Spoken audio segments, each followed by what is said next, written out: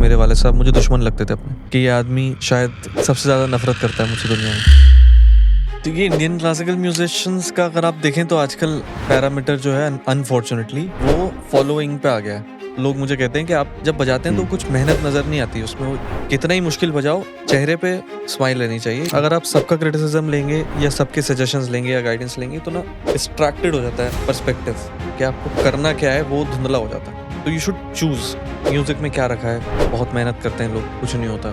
उसको देखो, उसने इतनी मेहनत करी, कुछ नहीं। मुझे काम मांगने में कभी स्ट्रगल नहीं करना पड़ा। तो मैं शाश्वत भाई से जिस दिन पहले दिन मिला तो I was not smiling. Article 370 आया था, उसमें भी मैंने बजाया था उनके लिए। किल एक मूवी आया था, उसमें भी बजाया था उनके लिए मैंने। उसके बाद कट्टू धुरंधर, आदित्य धर जो डायरेक्टर है, उनके बारे में भी शायद लोगों को पता नहीं है। उन्होंने सितार सीखा है पहले कुछ टाइम। मैंने अपने आप को 2 थप्पड़ भी मारे। मैंने कहा यार, उस दिन हमने जान से गुजरते हैं जो खान साहब ने गाया वो रिकॉर्ड किया। उसमें जो इलेक्ट्रॉनिक सितार का पीस है वो मैंने रिकॉर्ड किया।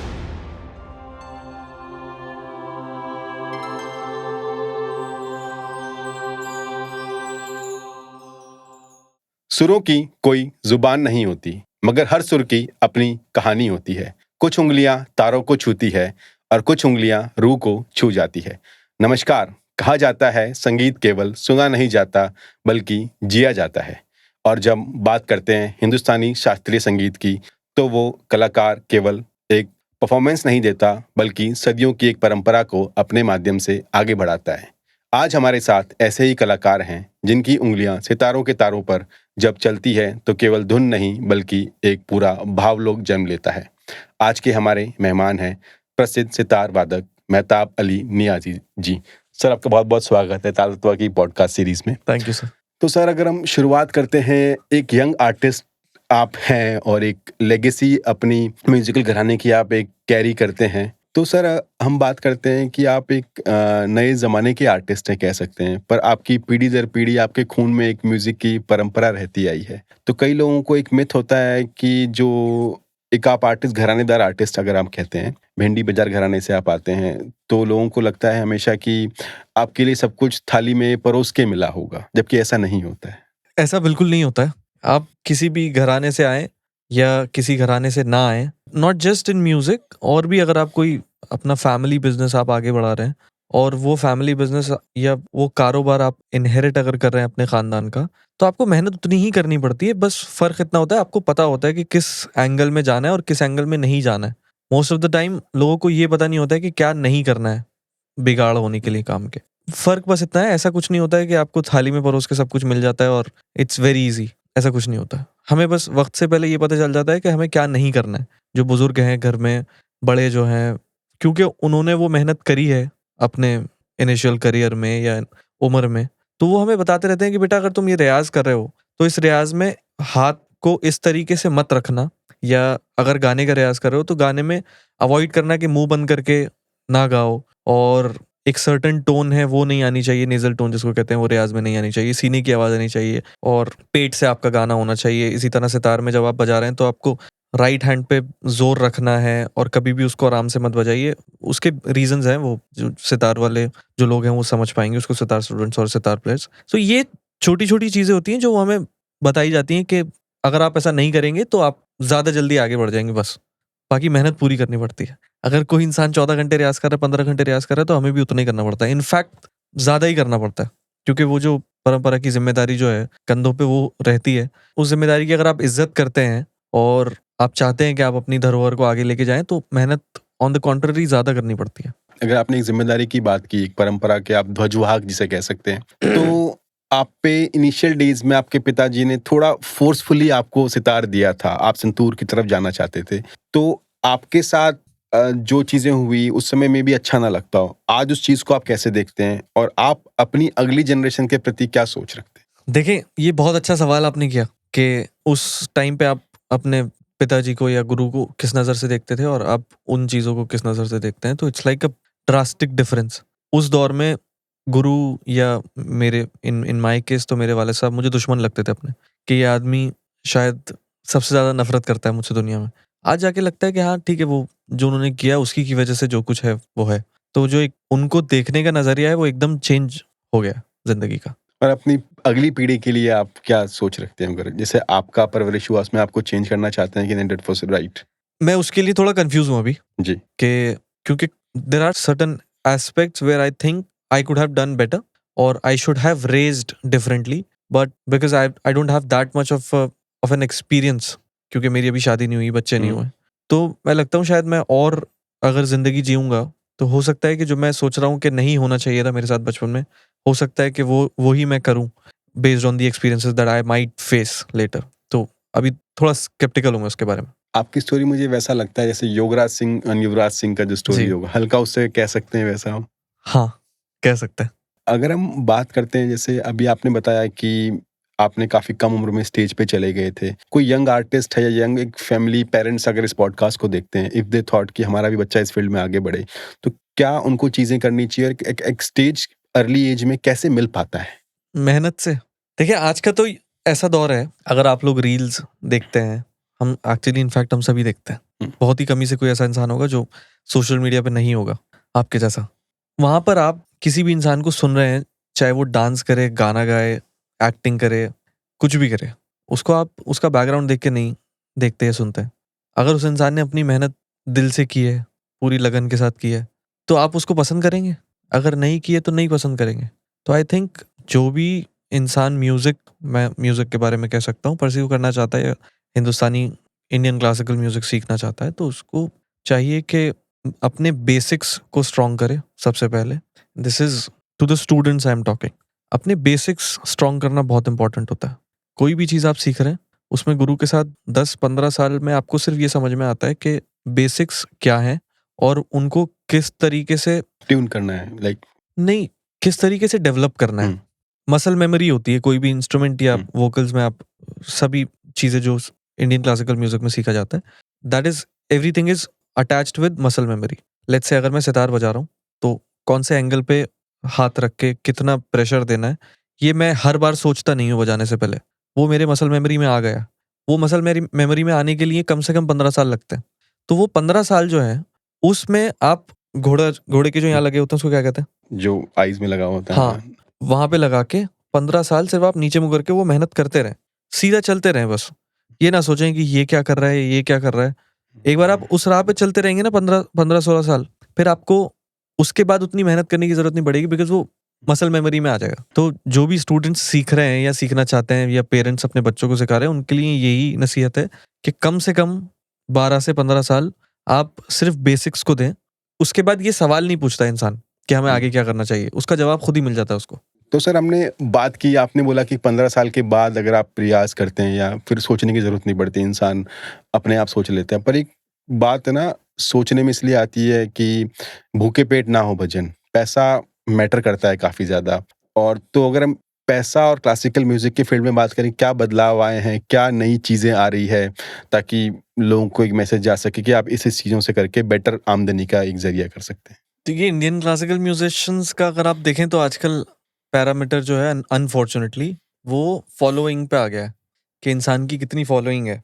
और ये अनफॉर्चुनेट इसलिए है क्योंकि ये सिर्फ इंडियन क्लासिकल म्यूजिक में नहीं है, ये किसी भी आर्ट फॉर्म में आप कह सकते हैं। एक आदमी जो बहुत अच्छा म्यूजिशियन है या बहुत अच्छा आर्टिस्ट है, वो ज़रूरी नहीं बहुत अच्छा परफॉर्मर भी हो। फॉलोइंग उस इंसान की ज़्यादा अच्छी होती है, ज़्यादा बड़ी होती है, वास्ट होती है, जो परफॉर्मर ज़्यादा अच्छा होता है। इसका एग्जाम्पल आप ले सकते हैं Virat Kohli and AB de Villiers. हुँ। विराट कोहली का स्टारडम सब जानते हैं कितना खतरनाक है और कितना प्लीजिंग है। मतलब आप उसको इंसान को देख के आपको लगता है कि हाँ, इसमें बात है कुछ। मैं विराट कोहली साहब के क्रिकेटिंग स्किल्स को क्वेश्चन नहीं कर रहा हूँ, वो तो सभी जानते हैं कि वो कितना अच्छा खेलते हैं। पर आप एबी डिविलियर्स से कंपेयर करिए उसको। एबी हुँ। डिविलियर्स एक नेचुरल क्रिकेटर है। विराट कोहली ने भी उसकी कई दफ़ा तारीफ़ करी है। अगर आप उसको ध्यान से स्टडी करेंगे, तो आपको समझ में आएगा कि वो बैट्समैन एज़ ए बैट्समैन कितना बड़ा प्लेयर वो है, एबी डिविलियर्स। अब ज़रूरी नहीं है कि वो बहुत बड़ा स्टार पावर भी हो उसके पास। उसकी फॉलोइंग जो है सोशल मीडिया पे, वो ज़रूरी नहीं है just because of the fact that he is a good batsman does not mean he will have vast number of followers और फॉलोइंग ऑन सोशल मीडिया। सो इसलिए मैंने कहा कि ये अनफॉर्चुनेट है कि म्यूजिशियंस की जो पैरामीटर है आज के दौर में वो फॉलोइंग पे आ गया। इससे भाग भी नहीं सकते आप, क्योंकि जिस दौर में आप रह रहे हैं, अगर उस दौर में आप कंपैटिबल नहीं होंगे तो लेफ्ट आउट हो जाएंगे आप, और आपकी बात को उतना सीरियसली नहीं लिया जाएगा, क्योंकि जमाने में वही पैरामीटर है सबको जज करने का, तो उससे भाग भी नहीं सकते आप। अगर आप परफॉर्मर नहीं भी हैं तो आपको बनना पड़ेगा आज के दौर में, क्योंकि जरूरत है जो उसकी। दिखता है वो बिकता है, हाँ, जो some sort दिखता है of। वो बिकता है। आपने बात की सोशल मीडिया की। एक ज़माना है कि एक 45 सेकंड की रील देखनी है और एक 45 मिनट का राग अलाप आपको स्टेज पे अगर करना होता है, तो ज़माना कैसे बदल रहा है और क्या बदलाव समय के साथ आपने भी कुछ बदलाव किए हैं? आपको इनिशियल में जब बदलाव में स्ट्रगल करना पड़ा, लोगों को कुछ बोलना पड़ा या सुनना पड़ा? ये मिसकंसेप्शन है कि एक राग को जब तक 40 मिनट या 1 घंटा ना बजाएं जब तक वो समझ में नहीं आता। मुझे ऐसा लगता है एक मिसकंसेप्शन है, क्योंकि पहले जिस टाइम पे ये रिकॉर्डेड म्यूजिक स्टार्ट हुआ था इनिशियल डेज में, तो एक रिकॉर्ड्स आया करते थे जो सिर्फ 3 मिनट के होते थे। तो बड़े-बड़े बुजुर्ग उस्ताद विलायत खां साहब, उनके वालिद साहब पंडित रविशंकर जी, उनके गुरु उस्ताद फैयाज अहमद खां साहब, उस्ताद अब्दुल करीम खां साहब, ये जितने भी बुजुर्ग हुआ करते थे, ये 4-4, 6-6 घंटा गाना गाते थे। 4-4, 6-6 घंटा एक राग को गाया करते थे। पर उसी दौर में जब रिकॉर्डेड म्यूजिक आया, तो उन्होंने वही राग 3 मिनट में गा के बताया, और 3 मिनट में पूरे आपको राग का जिस्ट समझ में आया। जो फीलिंग 6 घंटे में आ रही थी, वो फीलिंग 3 मिनट में भी आई। वो अवेलेबल है सबके लिए, जी। अभी भी सुन सकते हैं आप। तो मुझे ऐसा लगता है कि किसी भी राग को, या इंडियन म्यूजिशियंस को, क्लासिकल म्यूजिशियंस को इस नज़रिए से देखा जाता है कि यार ये तो बहुत लंबे राग बजाते हैं, और जब तक एक राग को 40 मिनट या 1 घंटा ना बजाएं जब तक वो समझ में नहीं आता है। ये एक मिसकंसेप्शन है, मुझे ऐसा लगता है। और एडवांसमेंट जैसा आपने कहा कि जो मैंने की या मेरे उम्र के लोग जो कर रहे हैं, वो इट्स लाइक ज़रूरी। मैंने जब ऐसा कुछ चेंज करने का कोशिश किया तो वो ऐसा सोच के नहीं किया था कि इसमें चेंज करना है। एक जेन ज़ी कह सकते हैं आप, इस दौर में पैदा हुआ, तो मैं जिस तरीके से अपनी लाइफ जी रहा था उसका हिस्सा क्लासिकल म्यूजिक के सितार भी बना। नेचुरल था। नेचुरल था। वो मैंने सोच के सितार को कूल बनाया या ऐसा कुछ नहीं था। That was part of me and it became an extension of my self. तो उसमें कुछ ऐसा नया करने की मुझे ज़रूरत नहीं पड़ी। I was just a Gen Z doing classical music and it looked cool. Of course there are ways of doing stuff. वो आपके करने का तरीका अलग होता है, मेरे तो करने का तरीका अलग होगा। आप किसी काम को करेंगे तो वो आपकी पर्सनैलिटी के हिसाब से नज़र आएगा कि हाँ, ये आपने किया है काम, ये आप कर रहे हैं, ये आपका प्रोजेक्शन है। मैं अगर किसी काम को करूँगा तो मेरा एक सटल टेस्ट है हर चीज़ को करने का, मैं उसमें वो एम्प्लॉय करूँगा तो वो अलग नज़र आता है।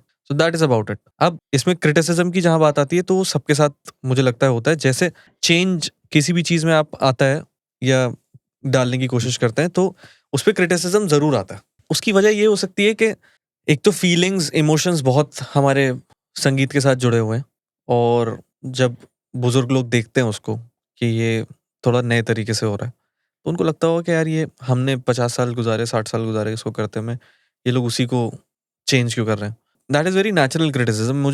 मुझे ऐसा नहीं लगता है कि ये कोई नेगेटिव पर्सपेक्टिव है या ऐसा कुछ है। मुझे मज़ा आता है उसको लेके, और मुझे जितना अभी तक क्रिटिसिज्म मिला मैंने उसको पॉजिटिवली ही देखा है, और कोशिश किया है कि कैसे बुजुर्गों का भी दिल खुश रखा जाए, उनको भी अपने काम से मनाया जाए, और जो मेरी जनरेशन के लोग हैं उनको भी अपने काम से मनाया जाए। It's a subtle balance that you have to maintain.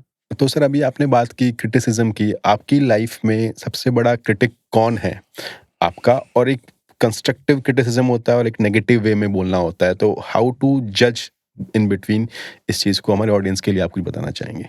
मेरे क्रिटिक जो थे वो बचपन से मेरे उस्ताद, मेरे वाले साहब थे, मेरे फादर, माय पापा, उस्ताद मोहसिन अली खान साहब, जिन्होंने मुझे बताया कि सितार कैसे बजाया जाता है, फिर उसके बाद सितार को परफॉर्म कैसे किया जाता है, फिर उसके बाद जब आप सितार बजा रहे हैं तो उसमें कपड़े कैसे आपको पहनने चाहिए, how you should behave, how you should talk, how you should greet people, how you should meet the audience after the performance. सब चीज़ों के बारे में उन्होंने मुझे बताया। देखिए, उन्होंने सबसे पहले बताया कि आप सितार बजा रहे हैं तो बजाने के टाइम पे एफर्टलेस लगना चाहिए वो। मुझे ये सबसे खुशी होती है आज के दौर में कि आज के टाइम में सोशल मीडिया पे हो या मेरे परफॉर्मेंसेस के बाद हो, वो लोग मुझे कहते हैं कि आप जब बजाते हैं तो कुछ मेहनत नज़र नहीं आती उसमें, वो इट लुक्स रियली नेचुरल। तो इसका श्रेय मेरे वाले साहब को जाता है। उन्होंने मुझे हमेशा कहा, शीशे के सामने भी उन्होंने मुझे कई साल रियाज़ करवाया। उन्होंने कहा, वो तुम जो बजा रहे हो, वो ऐसा नहीं लगना चाहिए कि ज़बरदस्ती हो रही है कुछ। It should look natural.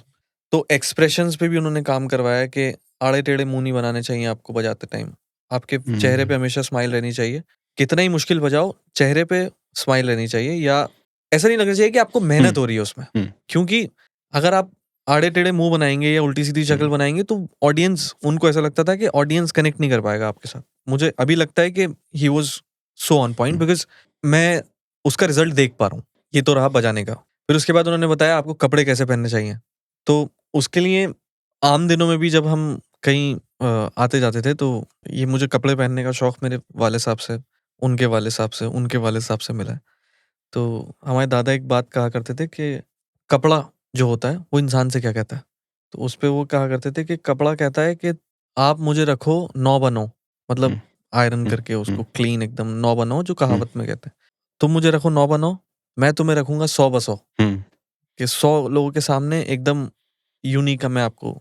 तो ये कहावत हमने बचपन से सुनी थी। तो not just during the performance, आमतौर पे भी अगर कहीं बाहर जा रहे हैं तो देयर इज अ सलीका जो आपको, एक डेकोरम जो आपको फॉलो करना है। आयरन होने चाहिए कपड़े, उसमें दाग नहीं होना चाहिए। कपड़ों के साथ अगर आपने आयरन क्लोथ्स पहने तो उसके उसके बाद उसको बैठ के उस आयरन को मेंटेन कैसे करना चाहिए, ये सब चीज़ें बचपन से सीखने को मिली। फिर उसके बाद वापस आने के बाद घर, अगर आप किसी फंक्शन में गए तो वापस आने के बाद उसको रखना कैसे है। ज़्यादातर क्या होता है वो उतार के फेंके साइड में, वो हमारे साथ कभी अलाउड नहीं था। तो you have to keep it nicely, कि आप उस कपड़े की इज्जत कर रहे हैं जो आपको इज्जत दिलवा रहा है, जो पूरी कहावत का जिस्ट है। आते हैं परफॉर्मेंस के टाइम पे, तो उन्होंने बताया कि आपको परफॉर्मेंस के टाइम पे क्या कलर्स पहनने चाहिए और कितना डेकोरेटिव वो होना चाहिए, कितना सटल डिज़ाइन उसमें होना चाहिए कि जो टू मच भी ना लगे और बहुत कम भी ना लगे और अट्रैक्टिव लगे ऑडियंस को।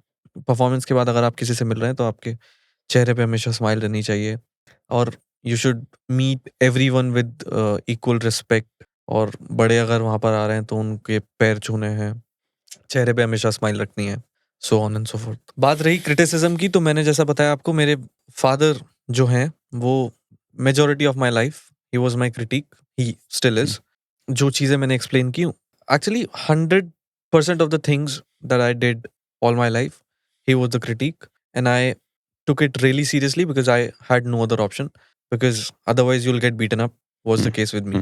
This is an important thing that I think I have mentioned before as well, but at every stage of my life until today, I had someone to guide me somehow in every specific sector.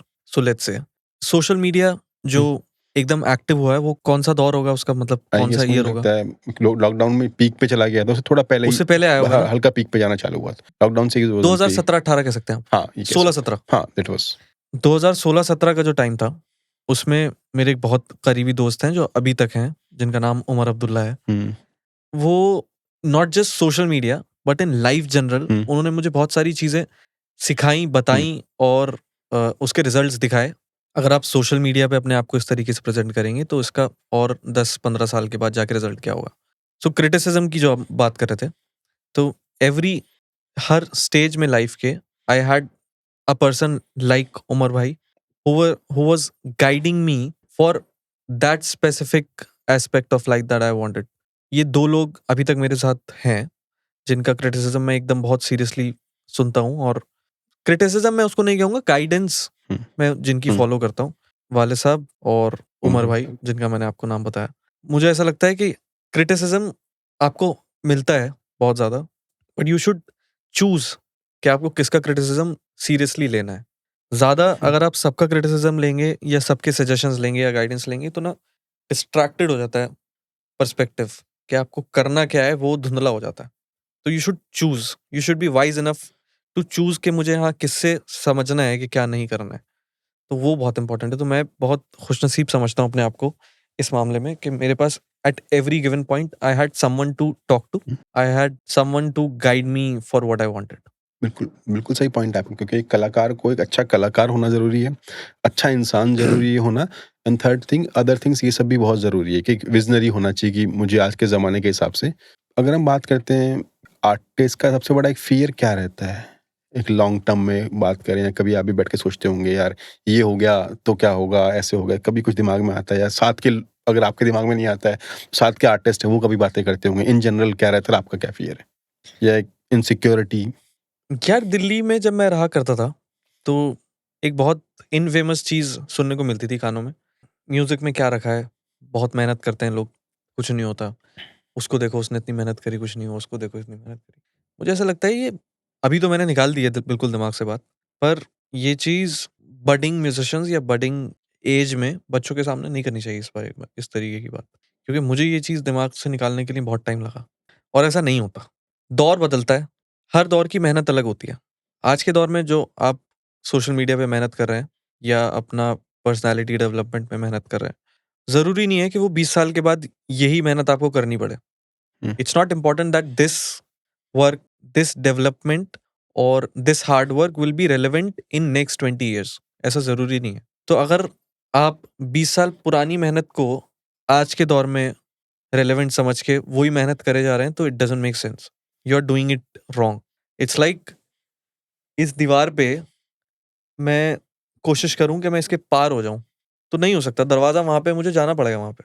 हुँ। अगर 10 साल पहले यहाँ पे दरवाज़ा था, इसका मतलब ये नहीं कि अभी भी मैं उसमें ज़ोर दूँगा तो वो निकल ही जाएगा दरवाज़ा। बंद हो गया है दरवाज़ा। वहाँ पे खुला है दरवाज़ा, वहाँ से आपको जाना पड़ेगा। तो ये एक चीज़ है जो मुझे लगा कि दिल्ली में मैंने इसलिए बताया क्योंकि I was born and raised in हुँ। Delhi.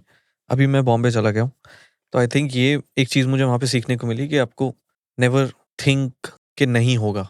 You should always think कि हाँ, क्यों नहीं होगा? हुँ। मैं मेहनत करूँगा और ऊपर वाले से माँगूँगा तो वो देता है, सबको देता है। बस आपको स्ट्रीम्स देखने हैं कि मेहनत कहाँ करनी है। गधे की तरह मेहनत नहीं करनी है। तो अभी आपने बात की, आपने दिल्ली की बात की, मुंबई की बात की। जब आपने मुंबई जाना था, ये कह सकते हैं पार्ट ऑफ बॉलीवुड की एक जर्नी आपके दिमाग में इनिशियली थी, ये थॉट कैसे आई? किससे आपने डिस्कस किया? किसने आपको सपोर्ट किया? सबसे पहले तो अप्पू जी से हुँ। डिस्कस हुआ उस बारे में और उन्होंने कहा बिल्कुल जाना चाहिए तुम्हें। He was always supportive. हुँ। मैं जो क्रिटिसिज़्म की हम बात कर रहे थे, उन्होंने मुझे कोई भी फ्यूज़न करने से, बॉलीवुड बजाने से या सितार को ड्रम्स एंड बेस के साथ बजाने से कभी क्रिटिसाइज़ नहीं किया। उन्होंने उसको उसमें प्रोत्साहित किया कि हाँ, if you feel like you do it. Same जब मेरा इरादा था बॉम्बे जाने का, तो उन्होंने यही कहा कि if you feel like do it. अगर वहाँ पे तुम्हें ऐसा लगता है कि वहाँ पे ज़्यादा अपॉर्च्युनिटीज़ हैं या तुम्हें ज़्यादा मज़ा आएगा वहाँ रह के, तो तुम बिल्कुल जाओ। उमर भाई से भी सेम बारे में बात हुई। बॉम्बे वाज़ ऑलवेज़ सबके टॉप ऑफ द हेड था कि हाँ, आर्टिस्ट अगर आप हैं तो आपको बॉम्बे जाना चाहिए और it's helpful and it was helpful. अभी आपने मुंबई की बात की, सपनों की नगरी। हर कोई सपने लेके जाता है, बहुत लोगों के सपने टूटते भी हैं।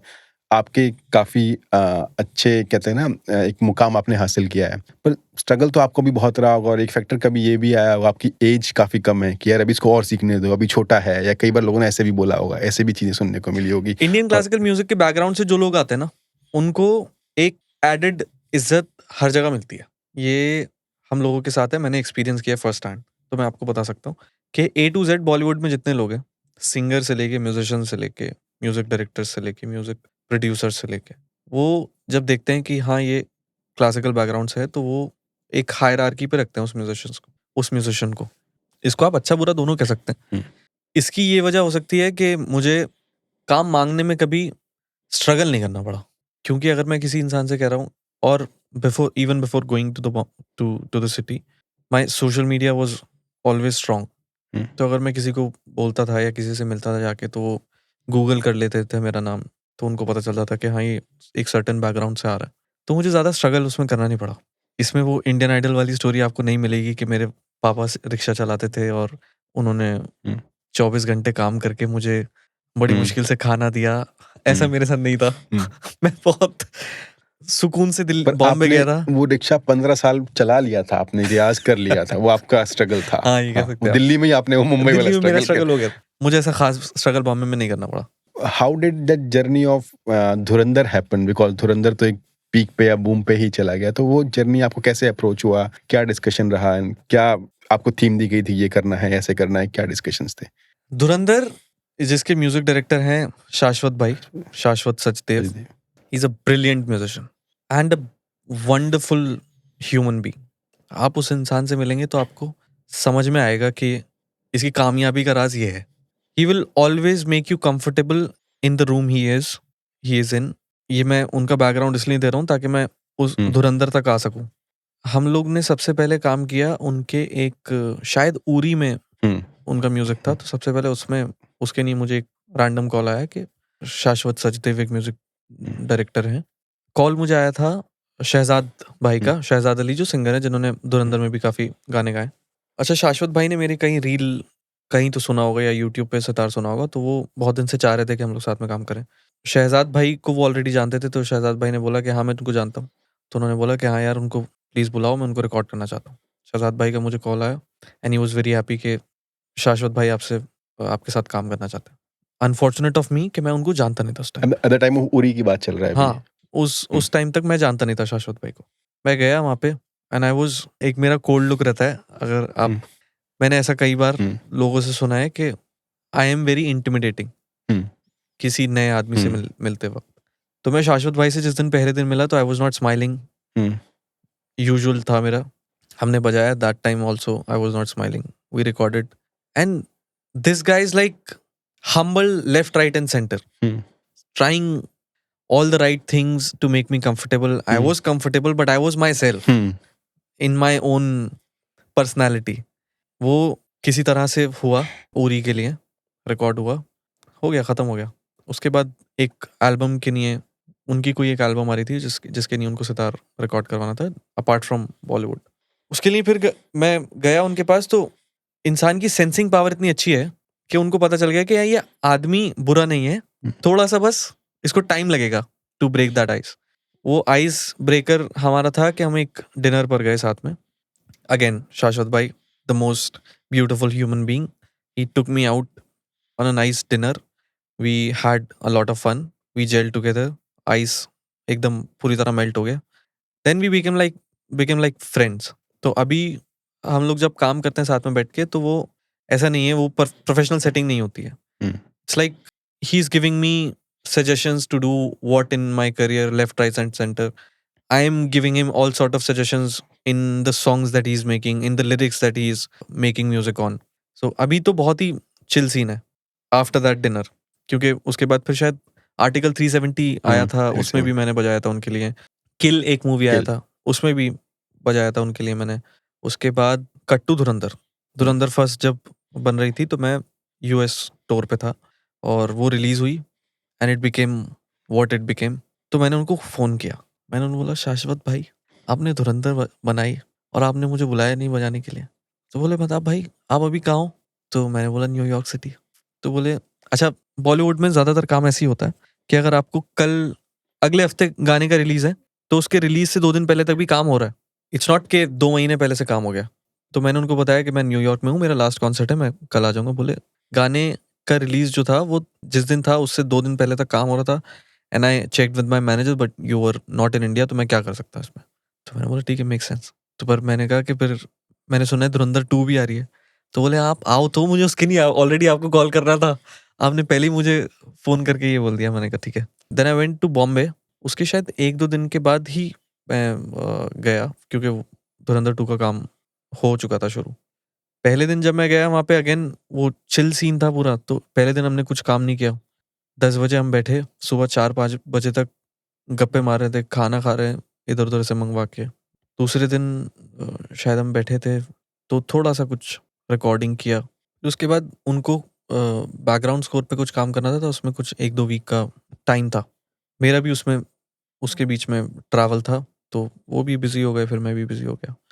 और क्योंकि मैं अमेरिका टूर के बाद घर नहीं गया था दिल्ली, तो मैंने सोचा इनका भी अभी थोड़ा-सा काम चल रहा है, मेरे पास भी अभी इतना टाइम नहीं है, तो मैं अपने ट्रैवल का एंड में मैंने सोचा दिल्ली चला जाता हूँ, घर वालों से मिल लूँगा, जैसे मैं अभी आया हुआ था। तो मैं दिल्ली पहुँचा, घर वालों के साथ बैठा हूँ, आज सुबह आया हूँ। ये वैलेंटाइन्स डे की बात है। एक रात पहले मैं दिल्ली आया, अगले दिन सुबह से शाम तक दिल्ली में अपने घर वालों के साथ बैठा हूँ। शाश्वत भाई का कॉल आता है। मैंने फ़ोन देखा और मैं समझ गया कि ये इंसान मुझे बुलाएगा इस टाइम। मैंने उठाया, तो अब वो भी समझ गए कि मैंने उनको बता दिया था कि मैं दिल्ली जा रहा हूँ अभी, जब आपको काम हो तो मुझे थोड़े दिन पहले बता देना। उनका कॉल आया, मैं कहा भाई कहाँ हो आप? साइलेंस। बोले मुझे पता है आप दिल्ली में हो। फिर कहने लगे अच्छा एक बात बताओ, आज दिन कौन-सा है? मैंने बोला आज वैलेंटाइन्स डे है। तो बोले वैलेंटाइन्स डे पे आप जिससे मोहब्बत करते हैं उसको आपके पास होना चाहिए। मैंने कहा हाँ, समझ रहा हूँ मैं। तो बोले आप फौरन बॉम्बे आ जाओ। तो उसी दिन रात को मैं बॉम्बे गया। अच्छा ये था आदित्य भाई के घर पे, आदित्य धर जो डायरेक्टर हैं। उनके बारे में भी शायद लोगों को पता नहीं है, उन्होंने सितार सीखा है पहले कुछ टाइम। उनकी मम्मी जो है वो सितार बजाती हैं, वो faculty of music Delhi university में डीन थी। वो भी सितार के बहुत पसंद करते हैं सितार को, क्योंकि वो बजाते भी थे। वो इनफैक्ट मुझे बहुत टाइम बाद जाके पता चला, वो इंस्टाग्राम पे मुझे फॉलो करते थे और मैंने उनको फॉलो बैक बहुत टाइम के बाद किया। फिर मैंने अपने आप को 2 थप्पड़ भी मारे। मैंने कहा यार इतना काबिल इंसान, पर मेरा उनसे मुलाकात नहीं थी। फिर वो शाश्वत भाई ने उनके साथ मुलाकात करवाई है। उनके घर पे गए, अगेन रात को 10 बजे हम लोग बैठे काम करने के लिए, और मैं, आदित्य भाई और शाश्वत भाई सेम काम कर रहे थे। सुबह 5 बजे तक बैठे रहे सेम रूम में उनके घर पे। उस दिन हमने ये जान से गुजरते हैं जो खान साहब ने गाया, वो रिकॉर्ड किया। उसमें जो इलेक्ट्रॉनिक सितार का पीस है वो मैंने रिकॉर्ड किया। तो ऐसी धुरंधर तक पहुंची कहानी शाश्वत भाई से मिलने के बाद। अभी हमने बात की बॉलीवुड की, आपकी हिस्ट्री की। अब हम बात करते हैं, इफ आपकी एज 60-70 साल की एक एज है, इफ आपके ऊपर कोई बुक लिखी जाए तो क्या लेगेसी आप छोड़ के जाना चाहते हैं? मेरा ड्रीम तो नहीं कहूँगा, मेरा प्लान है। I want to be the most famous musician alive. अगर बुक लिखी जाए 60-70 साल की उम्र में या मेरे मरने के बाद, तो उसका बुक का टाइटल होना चाहिए द मोस्ट फेमस म्यूजिशियन। कुछ लोग वक्त के साथ बदल जाते हैं, कुछ लोग वक्त को बदल जाते हैं। सुर खत्म हो जाते हैं महफिल के बाद, मगर अच्छे कलाकार दिलों में रह जाते हैं। मेहताब सर, आपकी आज की बातचीत केवल संगीत की बातचीत नहीं थी। यह रियाज, अनुशासन, परंपरा, गुरु भक्ति और कला के प्रति समर्पण की एक बातचीत थी। आज हमने बताया संगीत केवल मंच पर बजाए जाने वाले सुरों का नाम नहीं, बल्कि एक जीवन दृष्टि है। सर, बहुत अच्छा लगा हमें आपसे मिलकर, बहुत अच्छा लगा। Thank you so much. Thank you.